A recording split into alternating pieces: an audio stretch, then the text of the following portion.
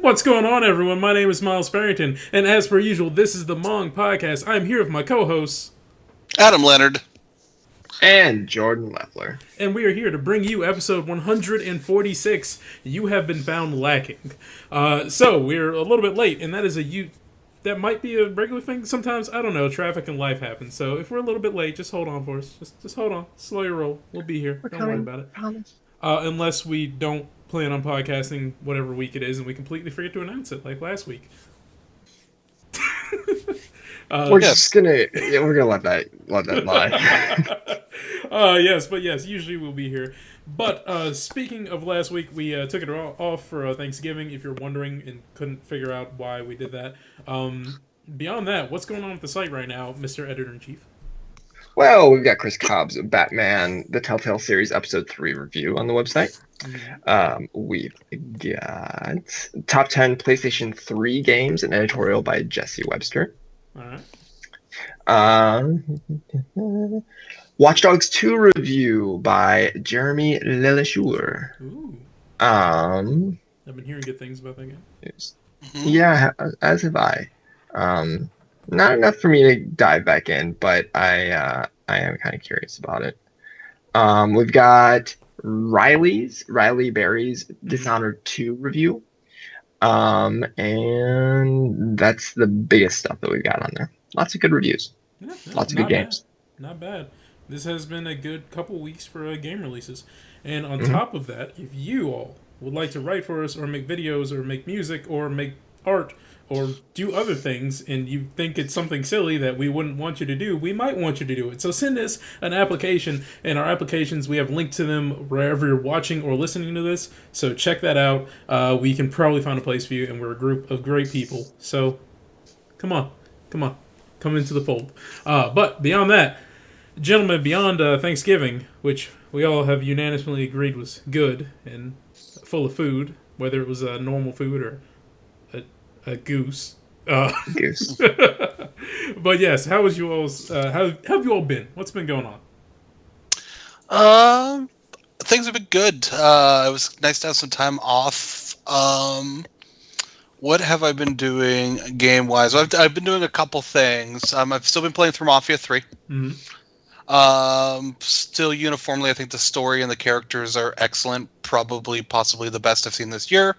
The gameplay is starting to grow on me more. So the game is rising a little bit in my estimation. So I am truly enjoying my time with Mafia 3. Over the course of the week, too, I also spent some time watching all the perfunctory, animated stuff you needed to watch to kind of be ready for Final Fantasy 15. So I watched the anime series, and I watched the CGI movie King's Glaive, and so I've been doing all that. I really liked the Brotherhood anime. King's Glaive is interesting to watch as a prequel, but it has no rights being a movie by itself, because it's just purely prequel for the game. Okay. But I get the game tomorrow, so I'm excited to check it out. It's been getting pretty good reviews, pretty much all positive. You're not hearing anything like best game of the century or best Final Fantasy game of all time, anything like that. But everybody seems to be in agreement that despite some flaws, it is overall quality game. So I'm willing to I'm excited to kind of jump in. This is actually going to be the first Final Fantasy game I ever just jumped in on launch, and it'll probably be the first one I ever beat. So that's kind of cool. Nice. Cool. Nice. Last bit of the week, simply because I know that Miles is a huge comic book fan, I've been kind of binge reading a comic book I want to talk about for a second, because, Miles likes comics. So I've been, over the last week or two, binge reading this really excellent series that I just recently discovered called Hack Slash. I've heard of it, never read it though. Hack Slash is really cool. It's basically... So it's a horror comic, and so basically kind of the concept of Hack Slash is that in most slasher films, there's usually some kind of undead or supernatural-esque villain, be it Jason, Michael Myers, Freddy Krueger, something like that. Yeah. This world, the world of Hack Slash basically says this is not necessarily a common thing, but this is not it's not a one-off thing. This is something that happens, that when people die a particularly horrible death, sometimes they'll come back as a kind of an undead killer. And so basically it follows around this girl whose mom came back from the dead as what they call a slasher, and she wound up having to kill her mom basically to stop her from like murdering kids at her like high school. So ever since then, basically she's dedicated her life just traveling around and killing these undead killers essentially. Mm-hmm. So it's just like this really amazing comic that basically kind of celebrates celebrates all things kind of slasher film. Cool. And it's really cool. Like she's got like a sidekick who's kind of almost like a slasher-esque creature himself. He's like this guy who's like born like horribly deformed and stuff, but despite him looking like some kind of monster, actually hides a fairly soft personality, and so now he like follows around with her and like helps like kill all these monsters. It's really good. Cool. I'm putting that on my list of things that I haven't read comics in 3 months, so I'm really behind. But it is on the list now, so I will definitely look into it.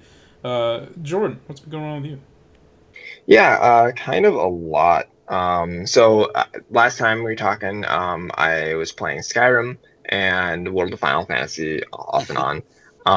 I've been playing less Skyrim and more Final Fantasy just because I've been getting close to like grinding through some of the like just the mirages, like the monsters that you catch, like picking up a lot of the spare ones that I missed the first time through. Gotcha. And so I've been doing a lot of that. I also fulfilled a childhood dream over the past week. I officially caught 151 Pokemon in Pokemon Blue version. Mm-hmm. Shower me with praise. Living the dream. Yeah. Yeah, so a few years ago, like my wife and I decided to try and catch them all. Mm-hmm. And we had blue version and red version. And we were both like just kind of like grinding it out and gave up like very close to the end. Like she had like a Dragonite and like a Rapidash to like get. So like level 55 evolved, like Dragonite evolves at 55 and Rapidash evolves at like 40. So like some stuff that just required a few more hours basically. Uh-huh. And she started playing Pokemon, and I was like, you know what? She's playing Pokemon. I'll play Pokemon. I'll finish this thing out. So the problem that happened originally was that we had blue and red. The red that we had, the save file got corrupted, and so it would never save over again. Oh. So we got yellow and started like it over again from that point. Mm-hmm. And the whole plan was that we were going to like print off our little diplomas together because I was a little brat as a kid and had a Game Boy printer. All right. And so finally got through all of them, got all 151, and then was about to print off stuff, printed off hers, which has her name on it, and went to the blue version to print off mine, and found out that apparently Pokemon Blue version didn't allow you to print off your diploma on a Game Boy printer, which is bullshit. But only yellow, only apparently a yellow version thing. Huh. Well, that is odd. But Yeah. So if you ever do this again, I know it's like a big undertaking, but if you ever do this again, I would suggest doing it in the later games because EXP share is a wonderful thing, especially in X and Y.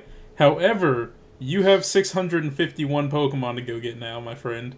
Enjoy your time. I'm not doing that. I'm not doing that. No way. I've done it. I'm happy. I've accomplished the goal. Come on, Jordan. All Pokemon every game. Hell no. Well, I mean, it sounds like you're just doing the same thing in Final Fantasy, or was it Worlds of Final Fantasy?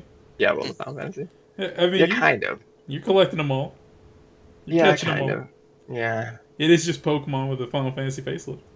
Yeah, and there's like I think about 200 in World of Final Fantasy. So that's attainable. That's not 650, whatever the hell it is. I have an acquaintance who he gets them all every generation of Pokemon. Jesus So, Christ. Like, don't get me wrong, I'm not going to talk trash about him, but yeah, he gets them all every time. So, it's obtainable. He doesn't just get them all in the Pokedex, like he's seen and gathered them all and had them at one point, aka he traded for them, or traded them away to get something else. He has a living Pokedex. So he has every single one of them in his thing, and it's just like, why would you do this to yourself? But yes, 151 I understand. That's got nostalgia to it. I respect that. Like a living Pokedex. Yeah. So, like, he doesn't just, like...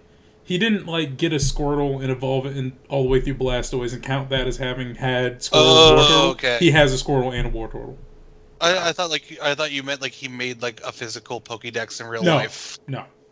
I mean, he probably could. He's got some impressive degrees, but I don't think he's ever going to do that. Also, side note, apparently in Sun and Moon, the Pokedex is literally alive. Yes, it's a Rotom. Which is motor spelled backwards, and I did not realize that until, like, earlier this week. So it's like literally Hagrid's a living book. Pokedex. It's like Hagrid's book from the Harry Potter series. Yeah. Except for, I guess, like, a little bit more annoying, because it's kind of annoying. But, yeah. As for me, what I've been doing is, my friends and I started playing Torchlight 2 for a while. And by while, I mean they played up until, like, 15, and then I over-leveled them by 15 levels, and then went back and made a new character and went up to 15. So I don't know if we're still going to be playing that. We might switch over to another game. But I've been enjoying Torchlight 2 for a while. Cool. Still playing Binding of Isaac every now and then. Picked up Left 4 Dead, and I did not realize how many mods there were for that in the workshop. I'm going to go ahead and tell you what my characters are, because they definitely are not what they should be. For Left 4 Dead 2, my characters are Workshop. Browse the Workshop. Hold on a second. I was not prepared for this. I just thought about doing this. Where are my mods? I don't know where my mods are. Anyway, I think I know my Nick is Deadpool. My Rochelle is Juliet Starling from that one zombie game. I forget what it's called. Coach is... He was Master Chief, but I think I found something I liked more, so I changed it over. And Ellis was... I don't remember who Ellis is, but it's not Ellis. So there you go. Is this the original Left 4 Dead? No, it's Left 4 Dead 2. Oh, okay. Yeah. So one of my all-time, like, gaming things that almost was, but then never happened. So for Left 4 Dead 2, have either of you guys ever seen the movie Cabin in the Woods? Oh, yeah. That's a great movie. Awesome. Yeah, it's a fantastic movie. Like, I think one of the best horror movies made in the last 10 years, in my opinion. But they almost made, like, a Cabin in the Woods DLC for Left 4 Dead. Yeah, they were in talks about doing that. I would have loved that so much. And it would have, spoiler, if you haven't seen Cabin in the Woods, you think you want to, do not listen, just fast forward a bit here, because really it's a movie that you don't want to know anything about. You just want to go and watch, because it's amazing. But anyway, so basically it was going to be like an actual DLC pack that was going to, like, you know, you'd actually literally start in the woods, and you'd go down in the elevator, and then you'd go to, like, the underground, like, stuff where all the monsters would be running about and stuff, and it just... it made me so happy when I read about it, and then instantly depressed that I was never going to get to play that. Oh my god, that would have been so good. I would have been upset when Sigourney Weaver wasn't at the end, though. What are you talking about? She probably would have loved to do that. Yeah.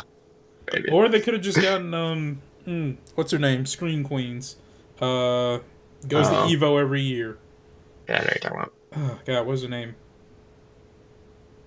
I can't remember her name. Anyway, she's been in horror movies a lot. She's the director of Scream Queens right now, so go look that up, somebody. But yeah. So I do get to console myself with the fact, though, that I did go to Halloween Horror Nights, which is this big Halloween thing at Universal Studios every year, and I went the year they actually had the Cabin in the Woods house, and that was was amazing. It was like a Hollywood, like a professional level, like haunted house based around Cabin in the Woods, and it was fantastic.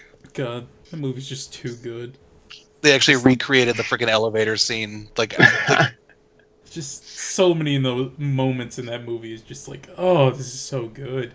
But yes, man. Yeah, I was just so giddy. I was just so giddy the first time. I pretty much every time I watch it, I'm giddy because it's just like that good. I need to like go watch it again. But you know what we should be watching? Oh yeah, spoilers are over. Yeah. That's the thing. But also, The news from nowhere. Thank you, Deckard Kane. It's time to get into the news from nowhere. I don't know why I did that. I stopped myself from doing that long ago. You're so close. Yeah, You're so close. I was moving. Anyway, the first story of the day is Pokemon Stars might be a thing. This is still a rumor, although I pray to God it's not actually a rumor. I pray it's real, because it would be so nice. But anyway, Nintendo Switch to get its own version of Pokemon Sun and Moon, and it will be called Pokemon Stars, which makes perfect sense because they always release 3 of these things. On the heels of Pokemon Sun and Moon's launch, Eurogamer is reporting the Nintendo Switch is getting a version of the game codenamed Pokemon Stars. Eurogamer says multiple unnamed sources confirm the game is well into development and will launch in 2017. The report claims that Pokemon Stars is being developed by the Sun and Moon team at Game Freak, and would it have expanded features and allow trading with the newest 3DS games. It's said to use the same map and cities as Pokemon Sun and Moon as well, but you expect higher resolution on the Switch. If true, this would be the first time the same generation of a Pokemon game would span multiple consoles, and it would also be the first mainline Pokemon game to hit a home console. So yes, the only thing that makes me a little wary about this is the fact that it would be straddling consoles, but I also pray to God it's real. Because this is kind of your dream. This is my dream. This is the thing I've asked Nintendo for since I realized I could ask companies for things and never get them answered because I'm not actually sending the messages. But yes, what do you gents think about that? I think it's kind. I mean, it's kind of a smart move. I think, especially if you're trying to like make the Switch like the success that the Wii U wasn't, because it is kind of a monumental deal, because Nintendo had plenty of opportunities to finally like bite the bullet and make like a Pokemon console game, and they've been really good about not jumping in on that. Mm-hmm. So it is kind of a big deal that this is going to be an actual home console where you can play like a full-on Pokemon game. I think that's a pretty smart move on their part, and hopefully that's something that's going to pay off for them. Yeah. Jordan, are you gonna go catch all 151 or 851 if no, if so 806 whatever? I mean, I'm still not sold on the Switch, and I don't think that this is necessarily the game that would draw me to it, and I don't know that it would necessarily draw many people to it who weren't already planning on getting a Switch. That's valid. Just because it's not Pokemon Snap. Yeah. No, it's not just. If you want to see Pokemon Snap, you need to support the console, Jordan. I got super excited when my wife was like taking pictures of Pokemon in Sun and Moon, and she was like, "It's like Pokemon Snap," and then she like kept going with it, and she's like, "No, actually, it's not at all." That's really sad, actually. But yes, this would make me. I didn't care about Pokemon Sun and Moon at first, and I was like, I don't care about this one. I'm going to skip this one. And then I watched streamers. I would listen to my friends talk about it. I'm like, tell me more. So yeah, if this happens, Pokemon Stars is definitely the one I'll be playing, and I hope it is the one I'll be playing. But, hey, let's move on to the next story. How's that sound? That's a great segue. Pokemon games are really good for people who are collectors. People also really like collector's editions. And they'll really like this one because Resident Evil 7 just revealed like a super crazy collector's edition. When Resident Evil 7 releases in January, a collector's edition will be available that includes a dummy finger USB drive, as well as a replica of the Baker Mansion. This GameStop exclusive bundle is priced at $180. In addition to the game itself, the collector's edition includes the aforementioned Baker Mansion replica, which stands 8 inches tall and also serves as a music box that has LED effects that plays a sample of Aunt Rhody. The package also includes an exclusive metal case, as well as a lithograph of the Baker family, a creeper note from the resident of the mansion, and a VHS tape box to hold the dummy finger. Resident Evil 7 releases for PC, PlayStation 4, and Xbox One on January 24th. And blah, blah, blah, blah, blah. It looks like a pretty cool collector's edition. I'm not a big enough Resident Evil fan that I'd go $180 in on a collector's edition, but it looks pretty cool. How big's the USB drive? That's what I want to know. That's a very valid point, because if it's like 30 megabytes, which I've legitimately seen and owned USB drives with 30 megabytes. That is useless. It's really cool. It's also a lot. It's really big, and I don't know where to. Personally, I couldn't justify it because I have my Destiny Limited Ghost Edition box. And it's just sitting up on one of my counter or one of my dressers. So it's like I literally have nowhere to put that. I wouldn't have anywhere to put this, and it looks kind of gross to me. So Yeah. First of all, go ahead, Adam. Oh, I was just gonna say, like, agree with you. I've got my Fallout Collector's Edition sitting in my closet because I don't have somewhere better to put my Pip-Boy. yeah. The music box is the coolest thing in my opinion. Go, Jordan. Yeah, I was gonna say, like, there are some really cool things here. And if you are a collector and if you love Resident Evil, this is definitely, up your alley. But it's getting to the point where you're not just buying the game. And it seems like they're packing this thing with stuff just to sell it at a higher price. And I don't know that it's really worth it. Like, it's at this point, it's starting to get out of hand how many things they're packing into a video game. Just sell the damn game. And, like, maybe give me the USB finger. Like, I don't want all that shit. Now, full disclosure, this may or may not be coming from multiple game users that it might have, like, the collector's edition of Persona 5 pre-ordered, but... Right, yeah. Yeah. But also, like, I'm going to use my school bag. Like, I'm going to actively use my school bag. I'm going to put, like, my... like little plush on my desk, like that sort of stuff I can use, like, and without having to display it on a large shelf.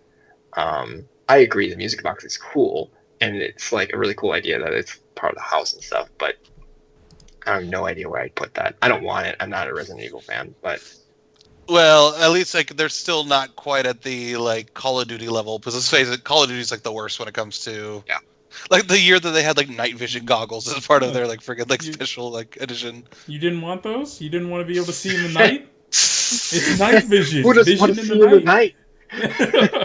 What if you're playing the game in the night? You don't need the goggles, but you can put them on. It'll blind you, but you can put them on. Yeah, I'm more of a person that if I'm gonna get something, it needs to have some kind of form or function for me. I'm kind of minimalist. Like, my room's pretty empty, honestly. But the only thing in here I would actually want is the finger USB drive, and I would never use it because it's a finger. And it also, honestly, I kind of have a requirement that all my USB drives be small so I could like get them into my PS4. So if I'm watching movies or something, and that looks like it probably wouldn't fit. Mm-hmm. But you know what else doesn't fit? Switch controls shouldn't be. The Switch shouldn't have motion controls. That shouldn't fit. That shouldn't be a thing.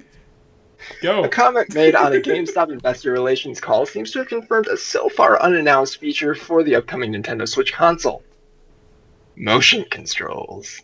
While discussing how the console's features have the potential to expand the gaming audience in a similar way to the Wii, the U.S. retailer's CEO, Paul Raines, said, quote, "A movement-related game is more fun for kids, you know? Take those accessories off, the detachable Joy-Con pads. You can really do a lot of interesting things with that in gameplay." End quote. Nintendo has so far refused to divulge any hardware specifics not shown off in the console's reveal trailer, and will not be discussing them until a Nintendo Direct due for the broadcast in January. That is 2017, kids. Motion controls have, however, seemed a likely feature for Switch. Nintendo has included them on its last two home consoles. Wii U games that utilize them are seemingly coming to Switch, and patent documents suggest their inclusion in some form. There is a chance that the Switch's motion controls may not be the detachable Joy-Con pads. We've already seen Nintendo President Tatsumi Kimishima as previously explained that some hardware accessories have not yet been shown off, although it's questionable whether Nintendo would fragment its audience by requiring separate devices for what's historically been a core feature. And there's a bunch of other stuff that isn't super important. I would have hoped that they learned their lesson. I don't think they have. Clearly not. I think with Switch, everyone's hoping Nintendo's learned their lesson, but I remain hesitant. I just like I saw this story and I really hoped that it was just like it would be a small thing. Like some motion control stuff was okay, but like having it be too big of a focus would kill me. But when I saw them put the controls on the thing and it was like, oh, it's like a controller, or you could actually use the controller. I was like, I pray to God this means that motion controls will be like a very, very underlying small. You don't have to mess with it if you don't ever want to thing. So I'm still hoping for the best. Any other thoughts? There you go. I needed to see more. I don't really have a strong opinion one way or the other. I think movement controls are kind of part of the standard now. I mean, even like Sony stuff has like limited like embedded movement stuff. So I just need to see more what Nintendo's got in mind. That's how you feel like you do it right, you know? That PlayStation has done it right. It's a thing that you can turn on and off in not all their games. If a game uses the feature, it's something you can turn on and off if you want to. You don't have to use it, as far as I know, in the games I play that use it. You can, like with not Dying Light, what's the game? Dead by Dawn? No, Dead by Daylight. Until Dawn. Until Dawn, thank you. Until Dawn, it's like, it was an interesting thing, and I used it once or twice, and then I turned it off, because it doesn't work as well as I would like it to. And if that's how Nintendo does it, good.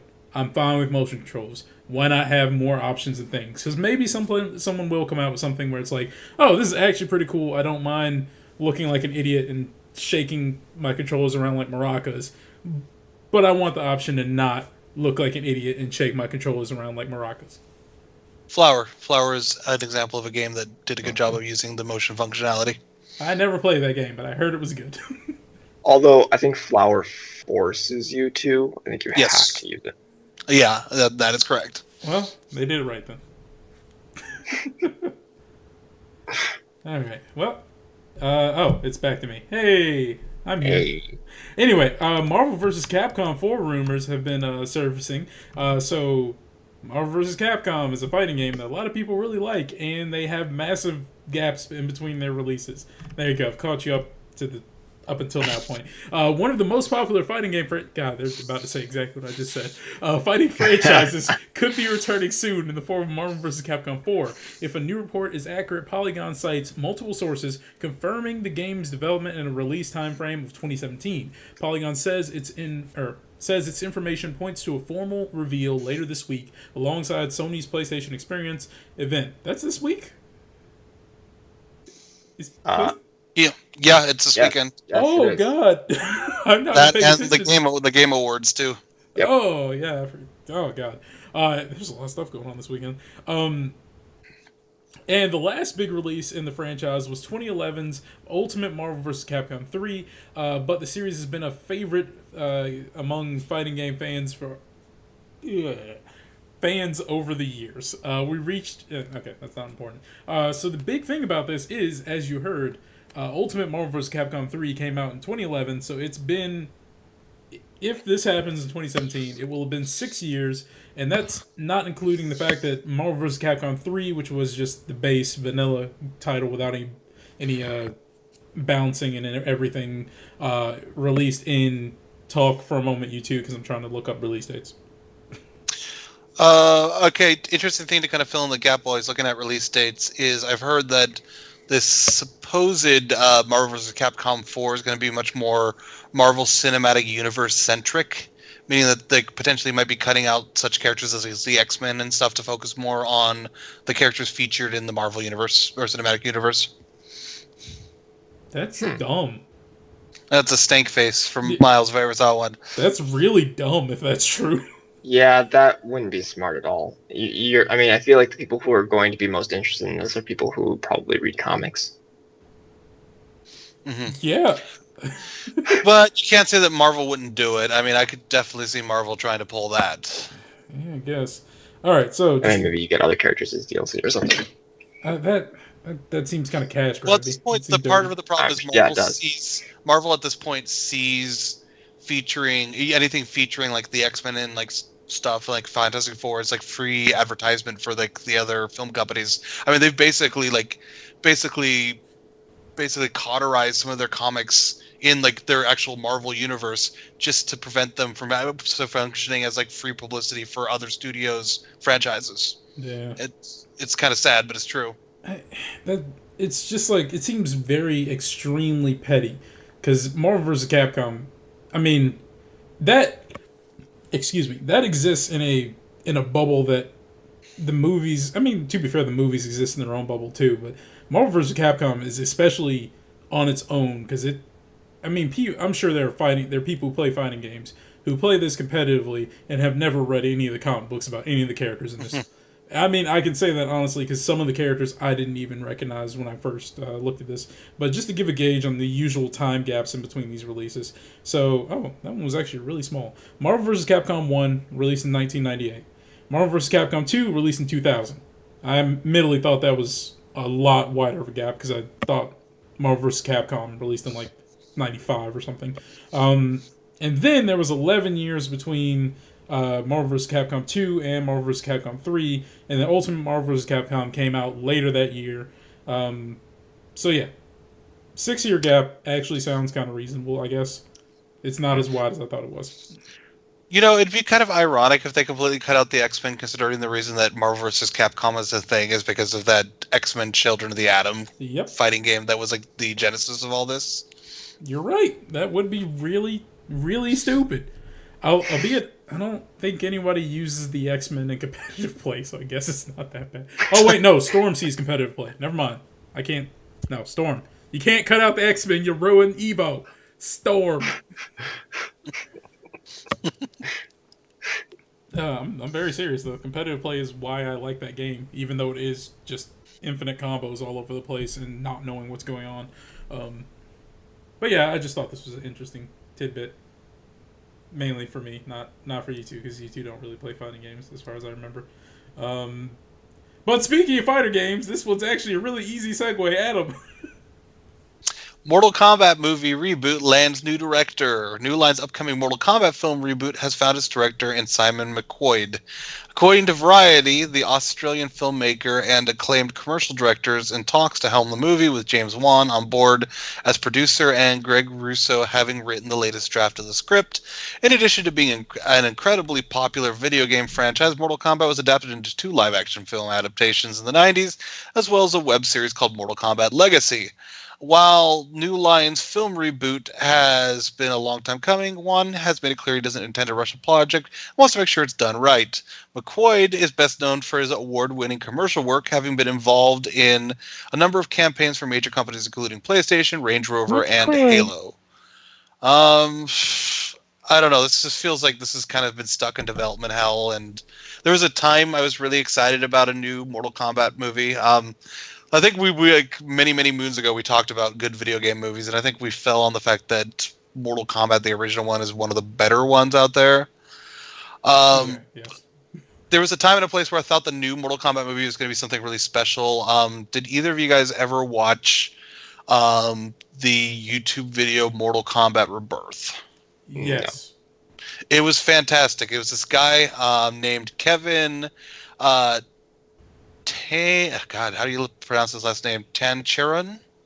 Anyways, he was a guy, he was like a director who like had a lot of love for the Mortal Kombat series and thought he could do it right. And so he made a movie to show like, hey, New Line, I know how to make this movie. Mm-hmm. And it was fantastic. It was this reimagined Mortal Kombat, kind of based in a little bit of gritty realism. The tournament is basically populated by a bunch of serial killers.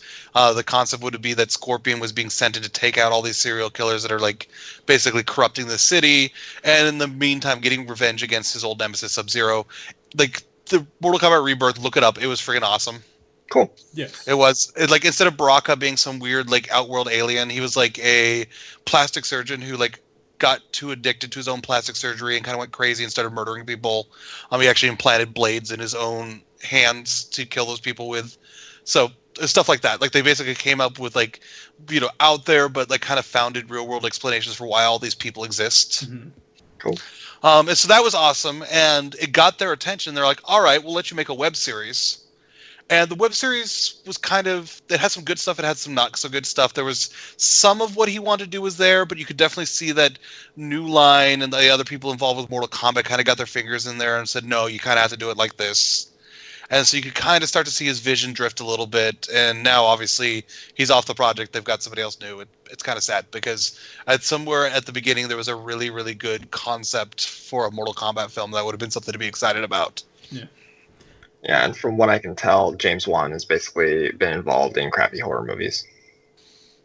Well, at least we'll get like a Mortal Kombat Annihilation again, which admittedly was not good, but it's funny and kind of fun to watch. You can't say it's not kind of fun. But yeah, I really enjoyed Rebirth. I admit I didn't quite like them or his rendition. It was interesting seeing him explain the characters in real life. However, as someone who's like followed the Mortal Kombat storyline for the majority of the way through and understood enough of it to say the sentence I'm saying, I would have liked to have seen everyone in their original states, because I feel like some of the characters you also can't really explain. Like, how are you going to explain Goro? How do you explain Motaro? How do you explain some of the stuff that any of these characters do is the real question. And I really liked what Legacy was doing. They, it was the modern world, but, well, I guess it wasn't modern world. It was Earthrealm. Oh god, I'm getting into lore. It was Earthrealm, but, they actually had the characters, like Raiden was a god. I don't remember if Baraka showed up. I don't think he did. But the characters who had some kind of supernatural hoodoo going on, they had their supernatural voodoo. So I like that. I'm going to still have hope for this. But.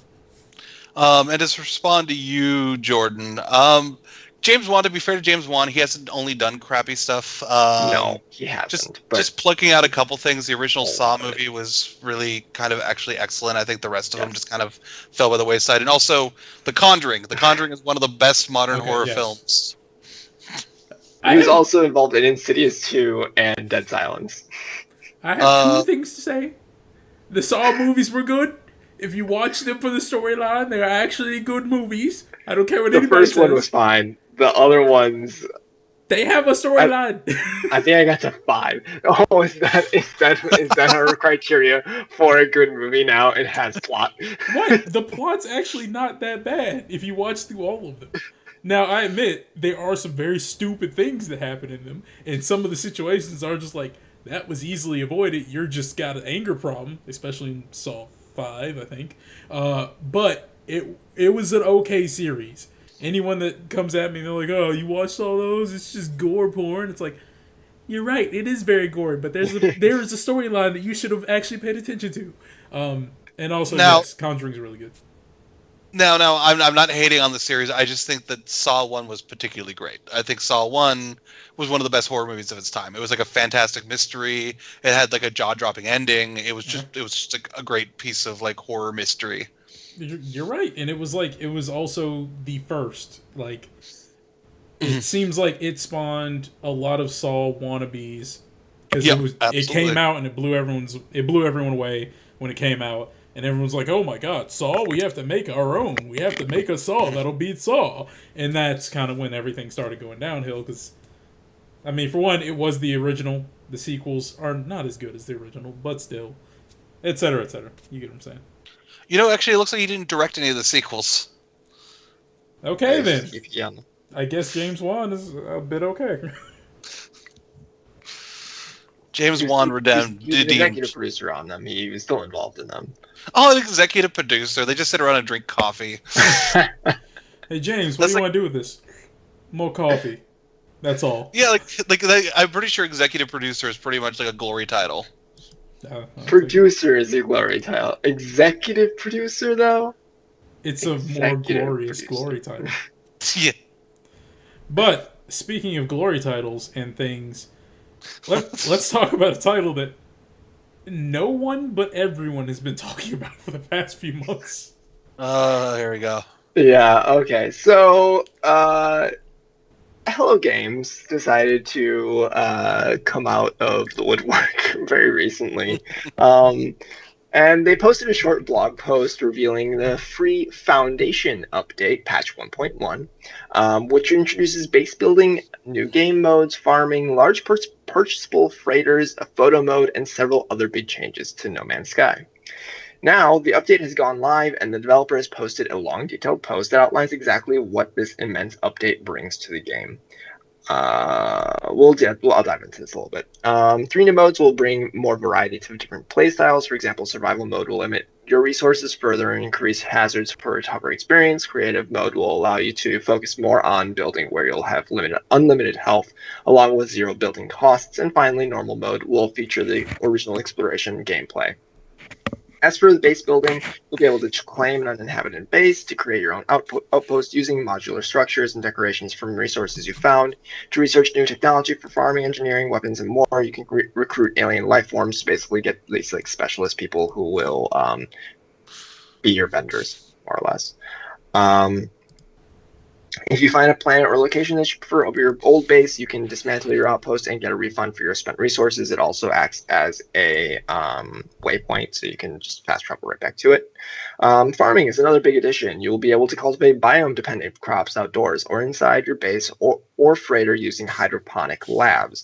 As time passes, your plants will grow and can eventually become harvested for resources. Hiring a farming specialist can aid you in researching and growing 10 new plant types.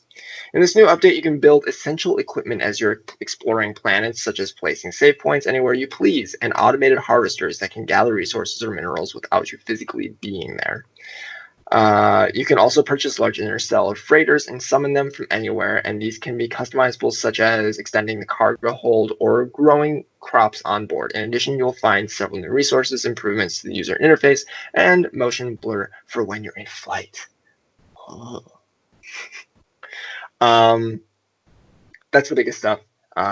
Honestly, this is enough for me to come back to it. I said when I first started that it was a nice, relaxing experience, and I was going to wait for them to come up with some sort of update. I have to admit that I was a little worried that they had been so silent after, everybody came down on them for releasing their game. Mm-hmm. And I'm pleasantly surprised to see how meaty this update is. This is going to add a lot to the experience. So, from what of course, as people know, I watch a lot of streams. From what I've seen, it's actually gotten a pretty good reception. Although a good standpoint I've heard is they're releasing stuff that the base game should have probably released with, and then they should have added other things as they went on. Because as we know, the biggest issue seemed to be that Sean Murray, excited, he's a dreamer type, but maybe shouldn't have been at the helm of telling people what is and isn't going to happen. Was promising a lot of stuff that maybe not had happened. That was horrible in terms of grammar, but you know what I'm saying. So yeah, it seems like a lot of quality of life stuff that's really good. I admit when I first heard that you could build a base, and I was like, okay, so you can build a base and then you leave and then you can never find it again. Yeah, exactly. Then clearly someone at Hello Games is like, how do we solve this? Give him a teleporter. Genius. So, yeah. It sounds good. I'm probably still not going to pick it up just because I don't know what I need at this point. I was really excited for it, then it just kind of died once it released. So I don't know what I need to get it beyond money. But, Adam, what are your thoughts? Good on them for not giving up and still working to make a better game. I'll give them props for that. Because I think people have probably been a little bit hard on them, in my opinion. But we've kind of been over that before. At this point, to bring me back, if and when they announce the VR version, that'll probably be enough for me to give it another shot. I think that'd be awesome. I don't think that it's gonna bring a whole lot of people to it. When that eventually happens, if that eventually happens, but it would be really cool if they did that. Yeah, most definitely. But yeah, I feel like the game still has a lot of clawing its way back from the depths to do, just because that PR was not very good when everything started going, bottom up, and I also respect Hello Games. They did something quite amazing, regardless of if people want to think about it like that. They did something very impressive, and everyone wants to hate on them, but everyone seems to forget it's like, no, they still made something amazing in this game. It just wasn't what everyone expected. So yeah, I hope they come back. I hope they don't have to resort to making Joe Danger 3. Yeah. I think the sad part is that no matter what they do, I think the damage has pretty much been done, and they're not going to be able to sell really any more copies of this game. Yeah. Or at least not anything to make a meaningful difference. Yeah. Which is unfortunate, but I mean, hopefully they can foster up some goodwill. Yep. Okay.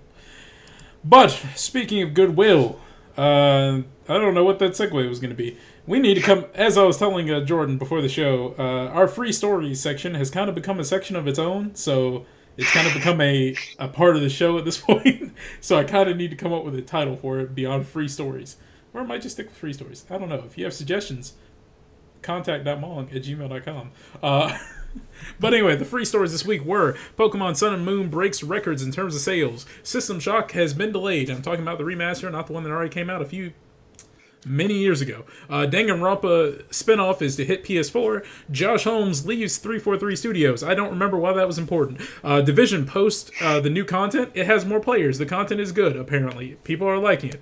Hey! Stardew Valley console release dates have been announced. It's not coming to Vita, and it's also not coming to Wii U, but it is coming to Switch. Also, apparently this weekend is the weekend for free everything. Free Titanfall 2 this weekend. Not just to play it, not for like actually you get it this weekend. It's free forever. Just so we're clear. I didn't tell you anything else. Gigantic enters open beta next week. That's for PC and that one console that's not good. Xbox One. Battlerite is free this weekend as well. Again, free like Titanfall, not free like free. Pokemon Sun and Moon's first global mission starts today. You can earn rewards for doing things. I didn't actually read it, so I don't know what it's actually giving you. And December games with gold went up, and no one cares because they're bad this month. What is the games with gold? I'm curious. I want to know. The games with gold this month are... Let's check it out. Hey, you guys are getting a free extra story. Be happy. Okay, so they're not actually... I don't know why I said they're bad. They're actually not bad. So, I still hate this release system. So for December 1st through 31st on Xbox One, you can get Sleeping Dogs Definitive Edition. For December 16th through January 15th on Xbox One, you can get Outlast. On December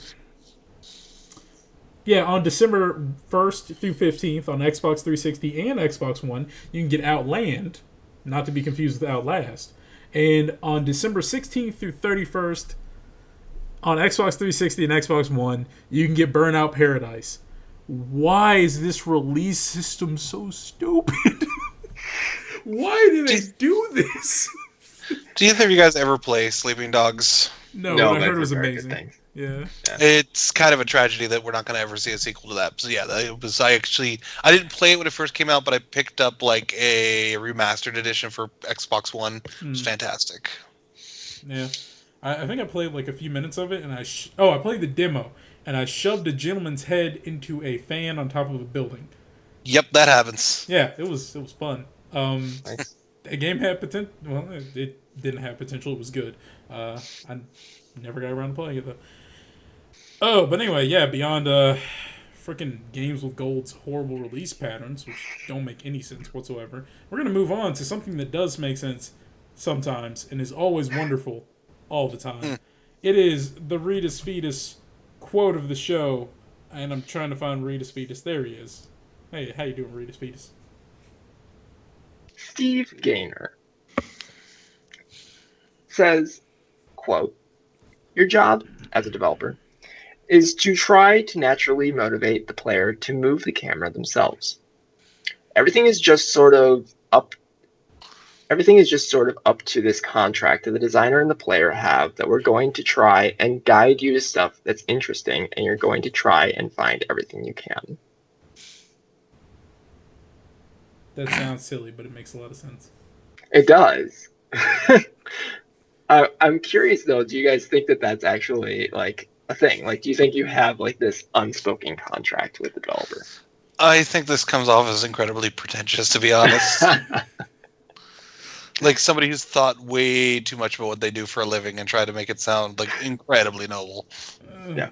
That may be true. I understand him, but yeah, you're not wrong. I don't think it's a contract. I think it's good because it means your game is interesting and good.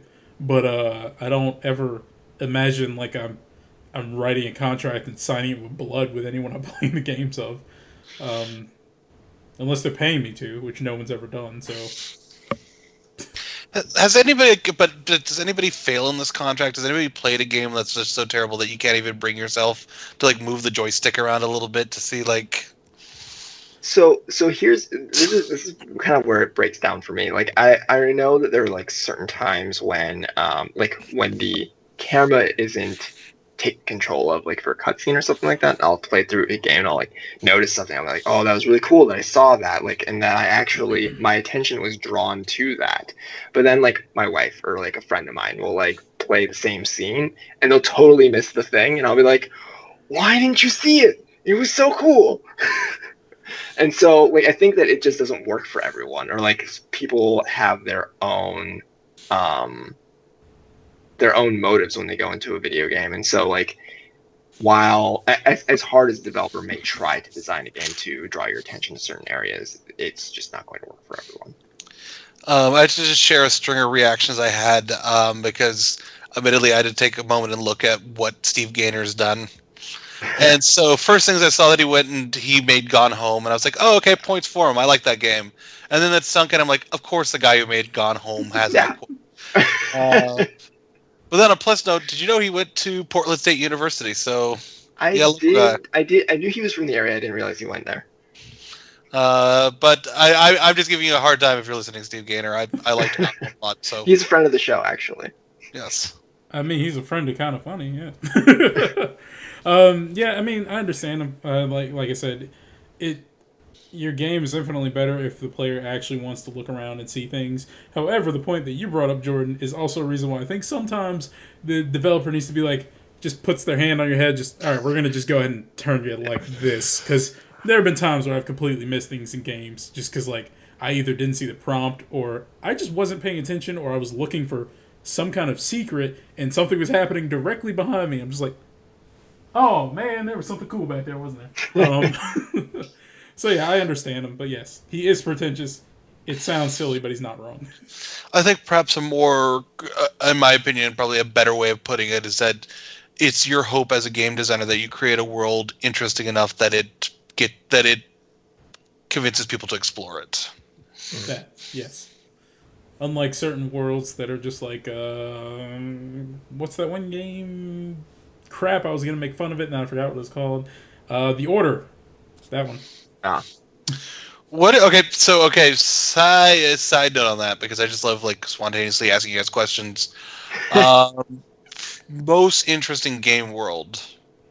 It doesn't need to be the entire game. It could be a specific moment, but I'll go because this is kind of what I was thinking about when we were talking about this. Is the beginning of BioShock Infinite is probably one of my all-time favorite gaming moments. Like, did either of you guys play that game? Yeah. Mm-hmm. Oh wait, Infinite. No. You did, Jordan? Yeah, I did. Basically, just like the moment before shit starts going down, when you're just kind of brought to Columbia and you're just like left to kind of explore.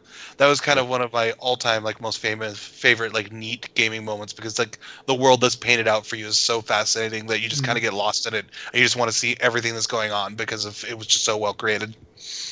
Yeah. I would say for me, this is probably just because it's been at the forefront of my mind lately. I have some friends who are playing Bloodborne, and it's really well done. Just, I mean, like setting wise, like the Victorian landscapes are like awesome. But I can't think of specific moments. But apart from that, just the lore and the universe is really interesting, and does some bold things too, like some things that you really wouldn't expect to find in a video game. That's a really good answer. I would actually agree with you strongly. Did you see the Hunter plushie that they're selling at PSX? No, but I'm gonna go look now. I really hope that they start selling them on the store afterwards, because I really want one. Well, I guess my answer is I kind of have two answers. I love the looks of video games, and I do love landscapes, but I guess I'm never really blown away by them, which sounds douchey, but it's just like, I'm always like, this looks really great. Now let's go do the thing. When the first game that came to mind was the first time I walked into Shimmering Isles in Oblivion's DLC. Like how it went from Oblivion, which is pretty, but it was during the game time of our palette is brown and gray, and a little bit of white every now and then. So it went from that to, oh my god, this person found a unicorn and kicked it in the gut until it vomited up a rainbow onto his palette, and then he started painting with it. So it went from that to like just stunning visuals, which I really enjoyed. And my other answer was, I don't know what my other answer was because I lost it. Honestly, Transformers Devastation. I really enjoyed the look of that. I know it's just cell shading, but it looks really good and crisp and 80s, and I enjoyed it. There you go. Nice. However, now we're going on to our thought from nowhere. That's another thing that we do in the show. So this is the segment where you could send in a question or a statement that we're going to talk about. There you go. Contact.mong@gmail.com. Our thought from nowhere this week comes from Brett Williams. What are the most egregious gaps in your gaming catalogs? For example, I've never played a Metal Gear game. I probably have a lot of egregious gaps because I have never finished a Zelda game. I've never finished a Final Fantasy game. And I've never finished Resident Evil. And I think we had a podcast back in the day that was entitled Myles Hates Everything You Love. And that is because I have not finished mini game series, or anything in mini game series. And I don't particularly care. And I'm fine with that. And I don't care if you don't like that. You gentlemen got answers for this? Go ahead, Adam. I've only beaten one God of War and one Halo game apiece. Okay. I have also only beaten one God of War, and I've beaten 2 Halo games, but it was 4 in reach, so... Oh, wait, I beat 2. Yeah, I played 3 of the God of War games. I don't know that Ascension really counts as one of the series. I don't think it does. Yeah. No. And I haven't played like any of the like the PSP releases. Yeah. But no, my gaps. I also have not played Resident Evil. Sorry, Chris, if you're listening. And I have not played Tomb Raider before, which isn't that big of a deal, I don't feel like, but it seems weird. Originals haven't aged too well, to be honest. Yeah, I haven't played the new ones either, though. And also, probably the thing that's most damning in mine is I've never played a Half-Life game. Yeah, I haven't played much of that either, actually. I can kind of agree with you. Oh, okay, cool. I mean, honestly, at this point, there are so many different games that you have to play to be a gamer that it's just like, if you weren't already playing them when they started coming out, you're probably not going to play them at this point. Or it's just like, it's such a hassle to try and catch up. Like, I would never imagine myself going back and playing through every Legend of Zelda. I acknowledge that they're good. I'm never going to do that. I would never go back and play all the Metroids.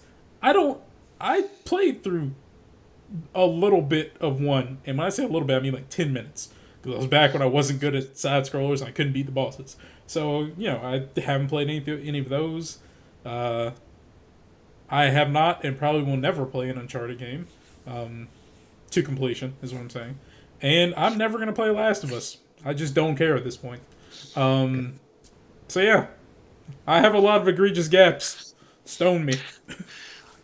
I try to fix some of that, but it's like I can never bring myself, or nor am I going to take the time to go back and trudge through like the history of video games. But that's kind of why I'm like really excited to like play like Final Fantasy 15, because I've become a lot more of a broad gamer since the last one came out. And so it's kind of my chance to try to like embrace the series. It's like there's a new one coming out, I can jump right in there, I can play that one. And honestly, Cool. the reality of it is sometimes a game is just too freaking old. Sometimes, yeah, like absolutely. you made the point. Tomb Raider has not aged well. And I've honestly sat down and tried to play some old games before, but they just like look so ugly, and I'm just like, so I could play this horrible thing that is almost literally making my eyes bleed, or Horizon Zero Dawn is coming out next year. I think I'm just gonna go play this. There's always something new to play, so it's.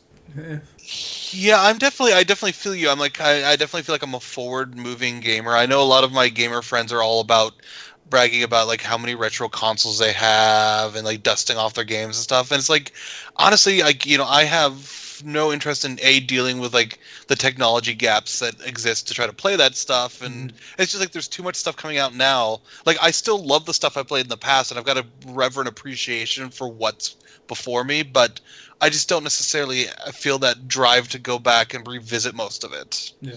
Yep.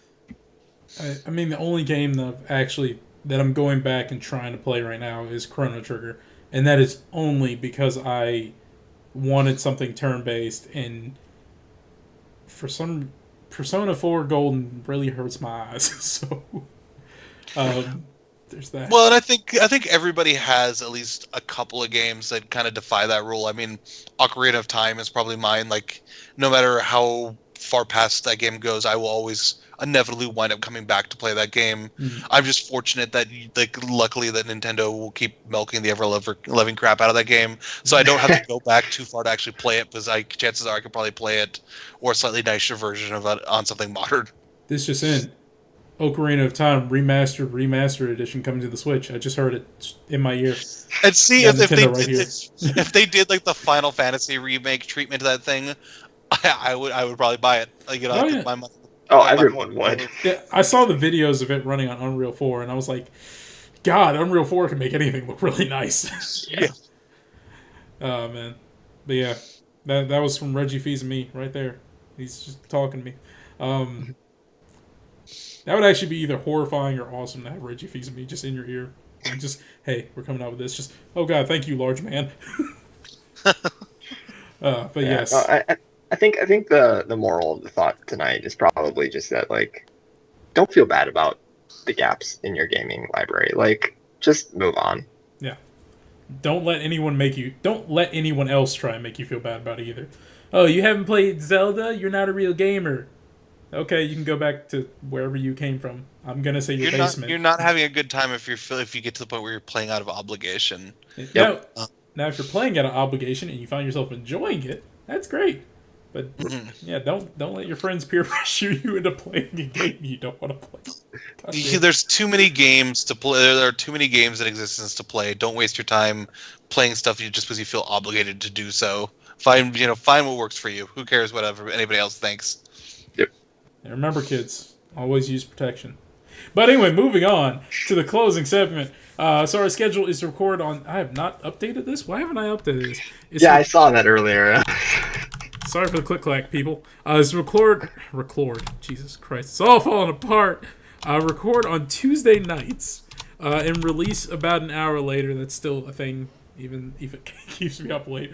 You can email us at contact.mong@gmail.com. That would be for ideas for what we should call the free stories section. I tend to read it very quickly, so it could be something with speed. Excuse me. Also, if you want to email us your thoughts from nowhere, we would definitely appreciate that. We have quite a few to go for quite a while, but we always want to hear more from our fans. You can also find our Mong Twitter account at mong.com. You can find us on YouTube at Mong Network and Minimum Network Gaming Plays. Our Twitch channel, which is where you should be when we're live, is Mong Plays. We sometimes have people playing Let's Plays on here, speed runs, and of course there's the Mong Podcast on Tuesday nights at 9:30 EST or 6:30 their time. PST. PST. There we go. I don't care about anyone's time but mine. It used to be Bungie's, but I don't play that game anymore. So, and also you can find us on Facebook, Tumblr, and Instagram. Just look up Minimum Network Gaming or Mong. And of course, our website is minimumnetworkgaming.com. That's where everything we do goes up on. So whether that's editorial, news, review, a cat picture or video, or if we start dropping sick beats with the Middle of Nowhere gang, hey, make music. That's where you'll find all of it. Also, if you want to be awesome and help us keep the lights on, we do have a Patreon. That helps to support the site, whether that is keeping the site up, because that costs money, or other things. I don't know what else. Review copies, probably, right? Wait, what? I don't know. What do we use the Patreon money for? Patreon money? It's for like keeping the site up and for paying for Podbean and Podbean Jordan's costs money? Coke stash. yeah, my Coke stash. Oh, I didn't know Podbean costs money, honestly. Yeah, it does. Yeah, it does. Oh, well, now I know that. Transparency, everyone. So that's what we do with the Patreon money. Also, if you want to be awesome, you can make him drink a bottle of ketchup. He's below me, not above me. So yeah, there you go. That's the thing you can do. Because someone still hasn't changed that. Have you been checking, though? Do you know that I didn't change it? No, but every time I say it, I expect you to tell me I'm wrong if you have. So yes, make him drink a bottle of ketchup before it's too late. Beyond that, that's about it. Now it's time for the Twitter handle sign-off, which is changed because something changed. I, of course, am Furious Milk on Twitter. Adam is Fanboy_Adam. And the one with the most difficult Twitter name has changed it, and he is now... Magical Boiler. What the hell does that mean? Are you asking me legitimately right now? I'm legitimately asking you. So, as has been mentioned many times, my favorite anime is Monica Magica. Okay. Which is about magical girls. Uh-huh. I decided to do Magical Boy, which is already taken. So I tried Magical Boy Loeffler, which was too long. So I condensed it to Magical Boiler. Okay. All right. At least there's some kind of explanation for it, and it wasn't something completely random that you'll regret in like a year. So yeah, there you go. Jordan is now Magical Boiler. He's no longer JO_floor. I'm gonna say Magical Boiler again since I just said the old one. I don't want you to have that in your mind last. Magical Boiler. Jordan Loeffler. He boils things with magic. And beyond that, it's time for the end of the show. We're gonna get out of here and cut off so I can go edit and they can go eat or whatever they need to go do. Yeah, it's been fun. Yes. Good week and good night. Ropes and sticks. I don't have an outro. Later.